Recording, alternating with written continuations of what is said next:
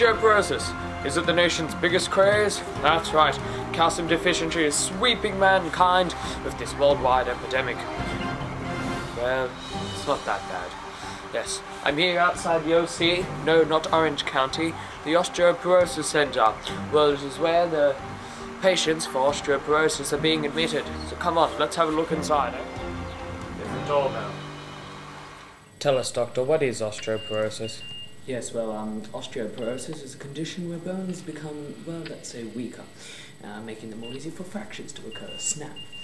And it is usually the direct result from lack of minerals such as calcium, and it usually causes the bone to lose density and mass, meaning that even the slightest bump can, break an arm, you know what I mean? Yeah. And these fractures are called minimal traumas, and minimal trauma fractures, and these fractures can lead to chronic pain, disability, loss of independence, and even premature death. Would hate to be them. Has there been any research done on these minimal trauma fractures? Yes, well, about 50% of people who get a fracture due to osteoporosis will have another. So the risk of getting another fracture increases with each new fracture from osteoporosis. So it's called the cascade effect, like dominoes. So it is essential when you get a fracture from osteoporosis that you identify it and cure it as quickly as possible. Otherwise, it will just crack and crack and crack, and you'll end up like yesterday's here and there. Now, you're a patient. Could you tell us what were your symptoms? Symptoms? I didn't really have any.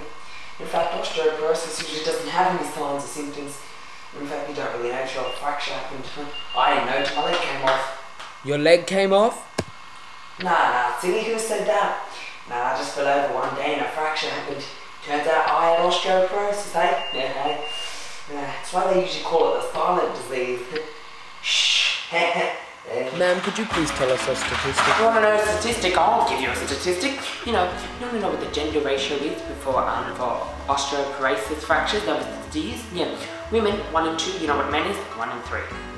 How sexist is that? Oh, another thing, you think this job is easy at the Osteoporosis Centre? It's not. Every 5 to 6 minutes, someone is admitted to an Australian hospital because of an osteoporosis fracture. And as the population ages and osteoporosis fractures increase, it's going to raise to 3 to 4. How much time do you think we have here? I'm going to be going on like a 2-minute break and someone else is going to be in the door. Do you think it's easy? God. Sorry, hold on. What do you mean it's osteoporosis? It's paralysis, isn't it? Ma'am, could you please tell us, how do you prevent osteoporosis? Well, osteoporosis, it's got quite a pickle there. I'm new here, not new to the concept of osteoporosis. I've known it for quite a while. You want to prevent it as soon as possible, because if you don't, you get something bad. Let me get you a pamphlet. You want calcium and vitamin D. Lots of that. Plenty of exercise. Because exercise really builds up bone. That's what you want. You don't want to be snapping off here and there. You want things with plenty of milk, like cereal with milk, milkshake. If you want coffee, oatmeal good. Dessert, yeah. Cheese, lots of cheese, like pizza, lasagna, mac and cheese, just cheese in a sandwich, cheese bites, a lot of cheese, cheese dip. Yogurt, you want from the tub, or in a dessert, or frozen, something like that. Yeah. So just lots of dairy from the cow.